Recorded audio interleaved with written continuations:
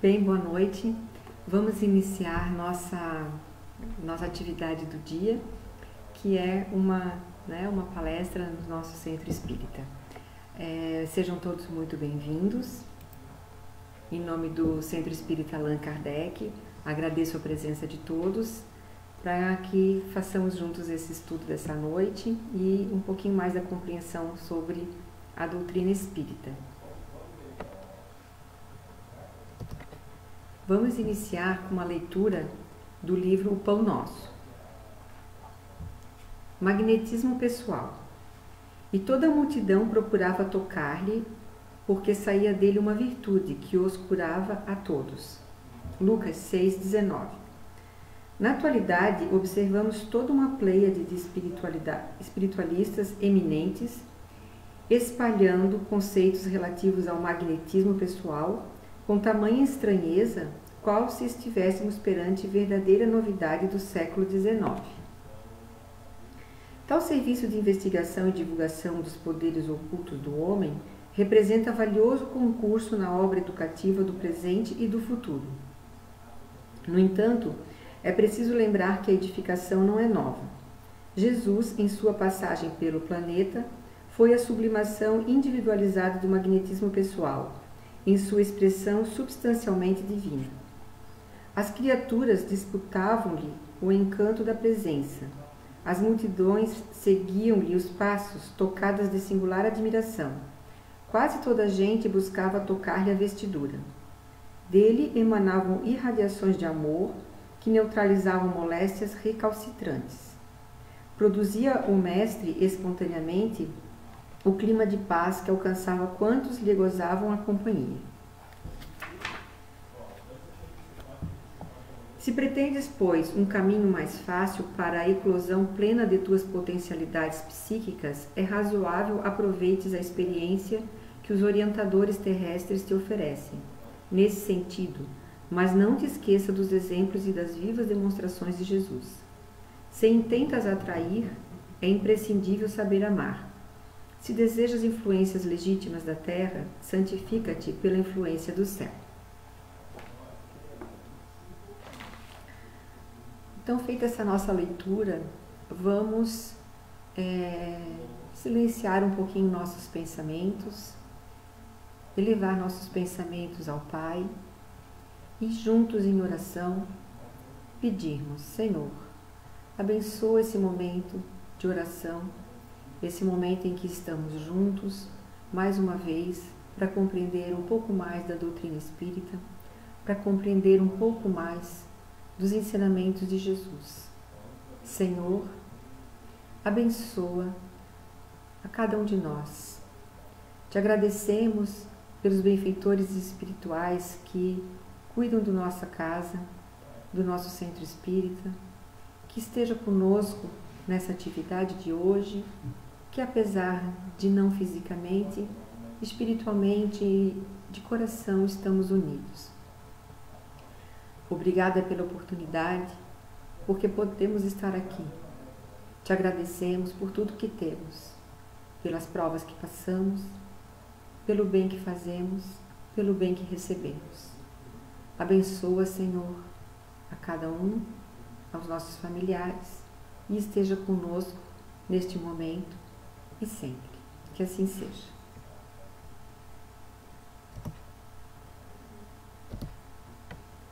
O tema então de hoje é o óbolo da viúva.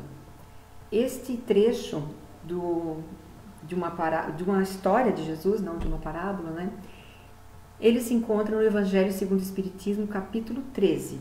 Este capítulo, ele vai nos dizer que vossa mão esquerda não saiba o que faz vossa mão direita. E especificamente falando sobre o óbolo da viúva. O que é o óbolo? É uma pequena moedinha, uma moeda de pequeno valor que existia naquele tempo lá de Cristo. E Jesus, em Lucas, nós vamos encontrar esse trecho da parábola que também vem aqui no Evangelho segundo o Espiritismo. O que ele conta? Jesus estava sentado e várias pessoas iam levar, né, doações ali no gasofilácio, que é um lugarzinho ali, uma caixa, onde se colocam as doações para a igreja, né, para o templo. E todas as pessoas iam lá e colocavam lá o seu dinheiro, suas moedas, e chegou uma viúva, colocou uma moeda muito pequenininha. E aí o que Jesus fala? Ele nos diz assim: em verdade eu vos digo que lançou mais do que todos esta pobre viúva, porque todos aqueles deitaram para as ofertas de Deus do que lhes sobeja, mas esta, na sua pobreza, deitou todo o sustento que tinha. Então, o que Jesus vem nos explicar, nos fazer entender com essa história, e mostrando, né, contando isso, explicando isso aos seus discípulos, que muitas vezes as pessoas vêm fazer doação daquilo que lhes sobra. Então, eu tenho uma roupa velha, eu dou, né? Eu tenho um sapato velho, eu dou. Sobrou um resto de comida, eu dou. Eu não abro mão de nada meu, de valor, daquilo que vai me fazer falta. Então, normalmente, é essa atitude que as pessoas têm com relação a doar alguma coisa. E aí ele coloca o que a viúva fez. Ela doou aquilo que lhe faria falta, que é aquela pouca moeda que ela teria, mas, até porque, né, dentro das tradições e tudo mais dos judeus naquela época, era importante fazer essa oferta, né, perante Deus, perante a sua comunidade religiosa. Então, mesmo com essa dificuldade financeira, ela foi lá e doou. Então, Jesus fala que, proporcionalmente, logicamente, o que ela doou foi muito mais do que outros que chegaram lá, talvez com várias moedas, né, doando. O que nos ensina Jesus? Que aquilo que a gente doa não pode ser simplesmente aquilo que nos sobra, né? Que não vai nos fazer falta, que às vezes até a pessoa quer jogar no lixo. E pensando assim, isso aqui tá velho, rasgado, mas essa outra pessoa ali pode usar.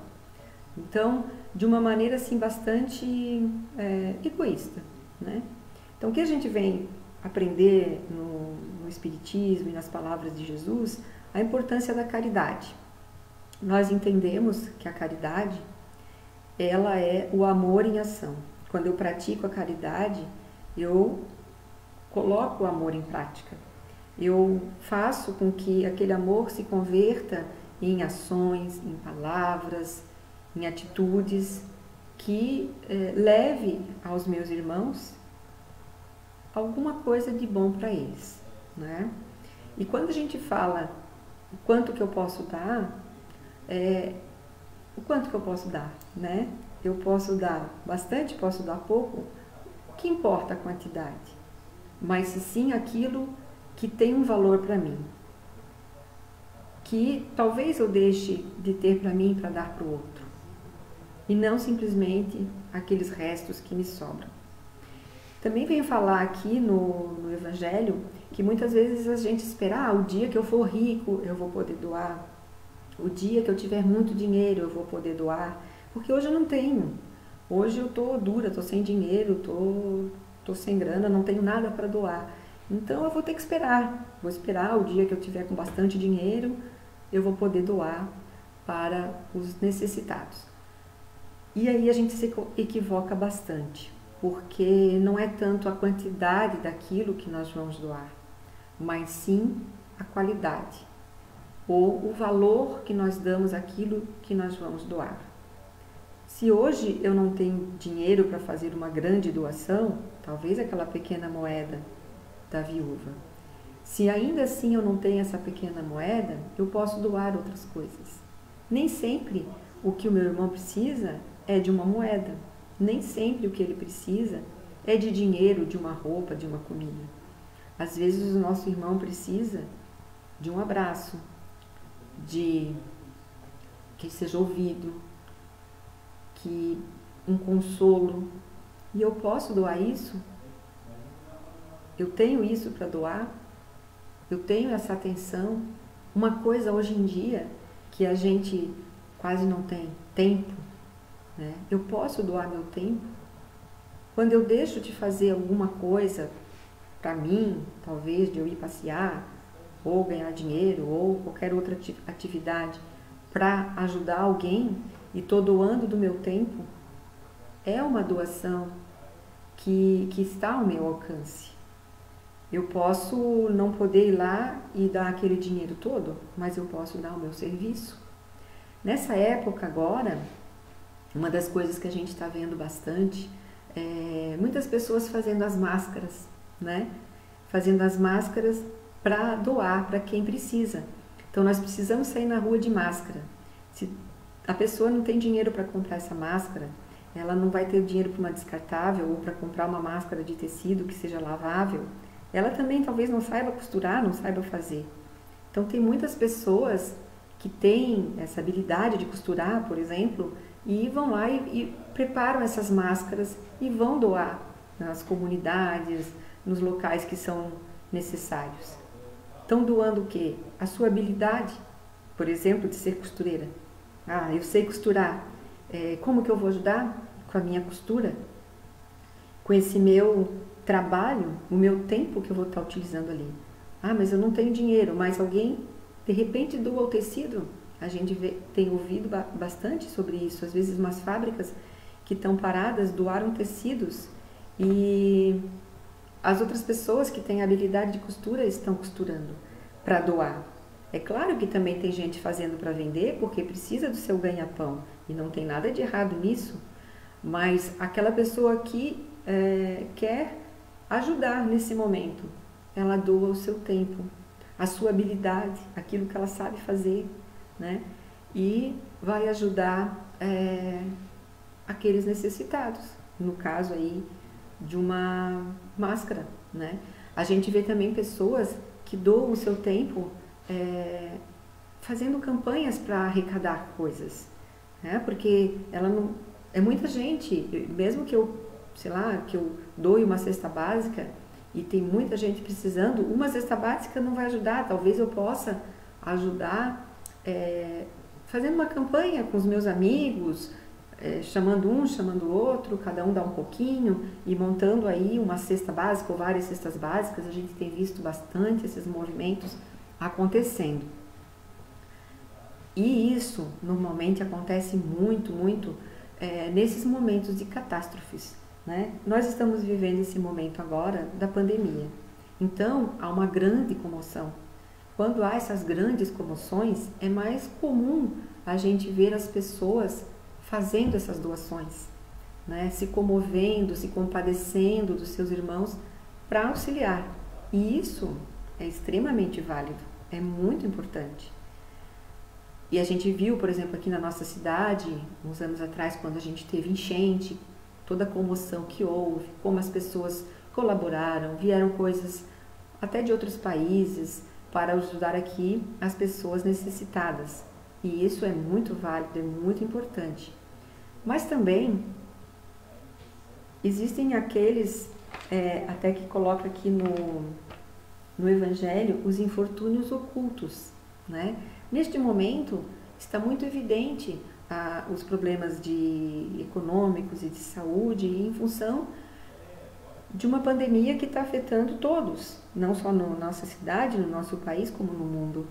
E os infortúnios ocultos, aqueles que sempre existem, independente desses momentos da comunidade, né, da sociedade, pessoas que muitas vezes sofrem com suas dificuldades e que são muitas vezes esquecidos. Então, o Evangelho nos traz aqui sobre esses infortúnios ocultos, das possibilidades de a gente auxiliar essas pessoas que muitas vezes se encontram em provas dolorosas, né? Com, às vezes, a pessoa que é o arrimo da família doente, sem poder trabalhar, sem poder trazer sustento para a família. E aí entra, né, as nossas obras de caridade, porque a caridade, conforme vamos aprendendo segundo Jesus, ela é uma das maiores qualidades, vamos dizer assim, que nós podemos desenvolver. Quando a gente pratica a caridade verdadeira, a gente vai praticar esse amor em movimento que nos faz se sentir no lugar do outro, né? Que nos faz dar um pouquinho da gente para o outro. E geralmente quem mais se beneficia somos nós mesmos, né? Quando eu ajudo alguém, quando eu de alguma forma dedico algo que eu tenho para ajudar alguém, eu acabo me sentindo melhor, me sentindo mais feliz. E é nesse fluxo de ajuda, de compreensão, de caridade, que a gente vai transformando o nosso mundo num mundo melhor. Nós vemos hoje um mundo muito egoísta, né, em que cada um pensa em si na melhor forma de resolver seus problemas, independente do que isso vai causar para os outros. E dessa forma nós não conseguimos chegar a lugar nenhum, porque não vamos conseguir ser felizes e termos um mundo melhor de regeneração, um mundo mais feliz, enquanto algum irmão nosso está passando fome, né? E às vezes a gente não precisa ir longe, na própria cidade que a gente mora, a gente sabe que existem pessoas passando muitas dificuldades. E a vida, a gente não sabe por que motivo a pessoa chegou às vezes numa situação precária, né, de vida financeira, material, ou às vezes também moral. E não nos cabe julgar o porquê dela estar nessa ou naquela situação, mas nos cabe ter piedade, ter empatia, tentar se colocar no lugar da pessoa e praticar a caridade sem julgamentos. Isso é muito difícil, porque a gente... por que ele não trabalha? Né? Vem muito na mente, por que essa pessoa não trabalha? Né? Existe um emprego ali, por que ela não vai ali e trabalha? E a gente não sabe as limitações de cada um, a gente não sabe as dificuldades de cada um, por isso não nos cabe julgar. E eu falei assim de necessidades materiais, que elas sempre são as mais urgentes, mas a gente sabe que também que tem as necessidades morais, as necessidades afetivas.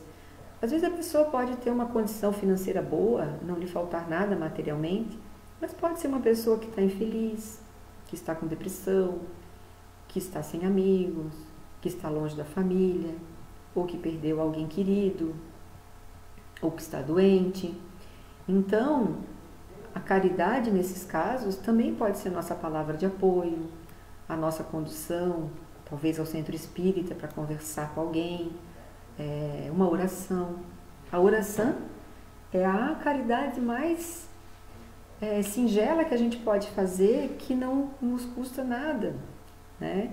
Ela é um movimento de pensamentos e de bons fluidos que a gente pode emanar para um irmão. Às vezes ele pode nem perceber que está precisando, mas a gente pode perceber que ele não está bem. Podemos fazer uma oração para que ele melhore, uma oração para que Deus ajude o seu caminho. Isso também é caridade, né? Aquilo que eu faço sem nenhuma pretensão para ganhar algo para mim mesmo. E aí entra uma coisa muito importante também que nós vamos estudar nesse capítulo, que Jesus também nos ensina, que é justamente o título deste capítulo: o que vossa mão esquerda não saiba o que faz a sua mão direita. Aqui nós entramos num grande desafio quando nós falamos sobre caridade. Então vamos ver aqui o que Jesus fala. Quando, pois, deres esmola, não faças tocar trombeta diante de ti, como fazem os hipócritas nas sinagogas e nas ruas, para serem glorificados pelos homens. Em verdade vos digo que já receberam o seu galardão. Mas quando tu deres esmola, não saiba a tua mão esquerda o que faz a tua direita, para que a tua esmola seja dada em secreto, e teu Pai que vê em secreto, Ele mesmo te recompensará publicamente. Essa fala de Jesus, ela é muito importante, por quê? Muitas vezes, quem faz a caridade, ela não está fazendo por amor, por querer dedicar algo, mas ela está querendo se aparecer perante os homens. Essa pessoa, ela quer que os outros vejam o quanto ela é boa, né? Quanto ela, olha, como eu sou bom, eu dei uma cesta básica lá para uma pessoa necessitada, vejam como eu sou bom. Então, o que Jesus fala é que quando a gente faz isso, e a gente quer o reconhecimento aqui na Terra, o reconhecimento dos outros, a gente já está tendo o reconhecimento, então não precisa ter o reconhecimento de Deus. É isso que Jesus está falando. Então significa assim, olha, reconhecimento de Deus é que tu faz essa caridade em silêncio. Por quê? Porque nós temos que cuidar no momento que fazemos uma ação desse tipo, também para que a gente não constranja a pessoa que está recebendo aquela oferta, aquela caridade. Que a gente não humilhe aquela pessoa. Porque muitas vezes a pessoa ela está numa situação vulnerável. E muitas vezes pode ser humilhante ela ter que receber uma esmola, por exemplo, né? Ela não gostaria de estar naquela situação, mas às vezes, num momento de tanta fraqueza, de necessidade, ela recebe, precisa. E quanto melhor se ela puder receber essa dádiva, essa caridade, essa doação, se isso vier sob uma forma também amorosa, que não cause a essa pessoa ou essa família um constrangimento, uma humilhação. E muito menos que eu precise aparecer para isso, né? Então, melhor que eu faça em silêncio, né? É claro, e aí a gente traz vários exemplos, é claro que às vezes é necessário um certo movimento. Vamos supor que uma pessoa precisa de algo e eu não tenho condições de dar, não tenho recursos necessários. Eu posso movimentar meus amigos para ajudar, né? Então eu vou falar com os meus amigos, olha, vamos fazer uma vaquinha para ajudar, vamos comprar aquele bem que a pessoa está precisando, né? E aí vou conversar com esses amigos, mas a intenção é a que conta. Eu não estou indo no intuito de me aparecer porque eu quero ajudar tal pessoa, mas sim no intuito de realmente ajudar, né? Daquilo que eu não sou capaz de fazer sozinho, poder contar com a ajuda de amigos que talvez pensem como eu, ou até que eu esteja dando oportunidade para aquele amigo de praticar caridade e ele nem sabe que existe alguém que precisa. E um exemplo que a gente faz no nosso centro espírita, agora estamos sem poder fazer, que é a nossa entrega da cesta básica, a gente serve um lanche e a gente convida os amigos. Quem quer vir participar, trazer um bolo, trazer um lanche? Muitas pessoas às vezes querem ajudar e não sabem como poderiam participar. Então são oportunidades que a gente abre para aquele que quer ajudar e às vezes não sabe como, e para aquele que vai receber. E que é dado com muito carinho, com muito amor, quando a gente oferece o lanche lá no dia da cesta básica, todo mês nós fazíamos, né? Quando nós retornarmos, queremos fazer de novo. É um momento de alegria, é um momento de oração, é um momento de aprendizagem. Ninguém fica tirando fotos ou colocando no Facebook que nós estamos fazendo aquela ação. Nós sabemos que é um momento importante para nós, que aproveitamos a praticar nossa caridade, e é um momento importante para aquelas pessoas que estão indo ali receber. E também fazemos questão de não ser apenas uma caridade material de cestas básicas, mas também uma caridade espiritual, com oração, uma caridade moral, com conversas. Muitas vezes as pessoas chegam tristes por algum motivo de saúde na família, e aí nós temos ali um espaço também para conversar, para apoiar. Essa caridade, ela não precisa ser colocada nas trombetas, como diz aqui o Evangelho, não é mesmo? Também outras coisas, eu estava refletindo hoje à tarde, a gente pode pensar assim, mas às vezes existem campanhas. Claro, Às vezes a gente vê campanhas como da Cruz Vermelha, da Unesco, né? A gente vê campanhas grandes assim para arrecadar dinheiro para grandes causas. Não é errado, claro que não.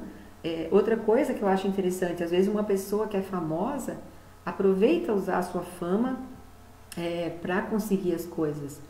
Então, tudo depende da intenção que a gente coloca naquilo que a gente faz. Eu posso dar uma moeda e me exibir para todo mundo por aquela moedinha que eu dei, como eu posso dar 1 milhão e ficar quieto, né? Tudo vai depender da intenção. Se eu vou lá, a gente vê muito em campanhas, às vezes, de cantores famosos, de artistas famosos, que fazem um movimento para ajudar nesse capítulo em particular, é justamente isso. É muito importante a intenção que nós sempre colocamos naquilo que nós fazemos, né? Aquela intenção de praticar o bem, sem querer nada em troca, sem querer ser reconhecido por isso. Isso é uma coisa difícil, muitas vezes a gente ainda tem essa necessidade, mas a gente tem que fazer essa prática. Deus está vendo, é isso que Jesus vem colocar aqui. Quem vai ver o que nós estamos fazendo de bom ou de ruim, de práticas, é sempre Deus. Então tudo o que fazemos, seja no silêncio do nosso quarto, fazendo uma oração para o bem de alguém, Deus está vendo. Não é necessário que outras pessoas fiquem sabendo. Isso é o que é ensinado nesse capítulo aqui, que vossa mão esquerda não saiba o que faz vossa mão direita, certo? Então, nesse sentido, a mensagem de hoje, ela trata da caridade. Então, façamos a caridade do tamanho do que podemos fazer, mas do melhor que nós podemos dar, e não das nossas sobras. O melhor que eu posso dar, seja a minha oração, seja o meu tempo de estar com alguém que precisa, seja uma habilidade que eu tenho que possa ajudar alguém de alguma forma, desde as coisas mais simples, e elas sejam feitas em segredo, né? Em segredo, porque nosso Pai está vendo. Então não precisamos nos preocupar. E sempre pensando que quando praticamos a caridade, sempre nós saímos muito felizes, né? Sempre felizes daquilo que o bem que praticamos.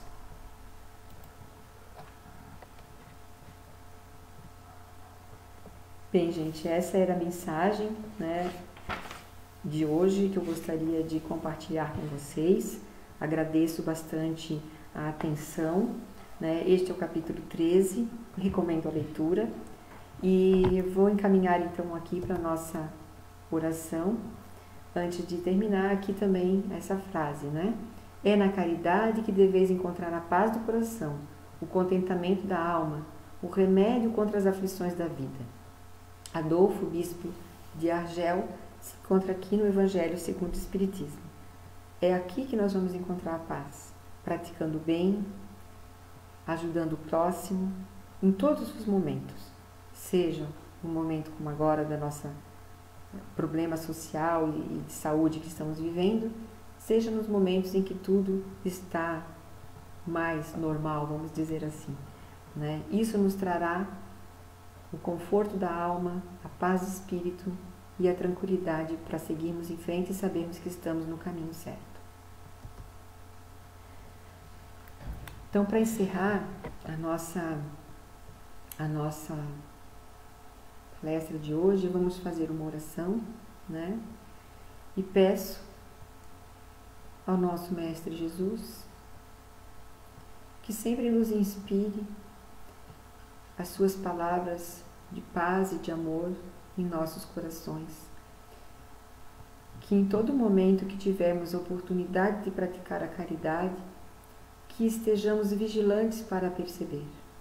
Nem sempre ela nos vem de forma tão explícita. Muitas vezes ela vem simplesmente por um olhar de necessidade do nosso irmão. Senhor Jesus, que possamos ser teus instrumentos para praticar a paz no nosso mundo.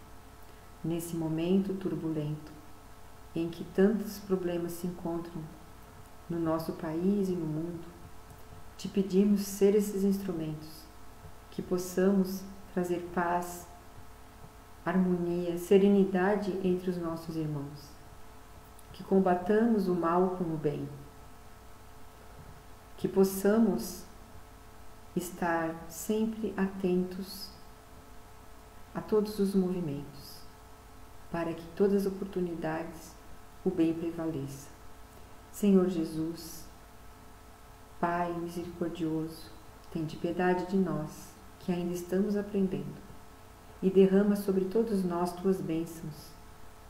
E te pedimos, Senhor, em especial para todos aqueles que hoje se encontram em sofrimento devido às doenças. Tantos irmãos desencarnando em tão pouco tempo. Pedimos, Senhor, misericórdia, que eles sejam recebidos em teus braços no plano espiritual, com muito amor e com muito carinho, trazendo conforto também para todas as famílias, essas que ficam aqui longe dos seus entes queridos, que compreendam que é apenas um momento, que no futuro nós acreditamos ao reencontro. Por isso, Deus, abençoa cada um de nós, trazendo para nós a palavra, o conforto e o amor que sempre derramas por nós. Que assim seja. Obrigada.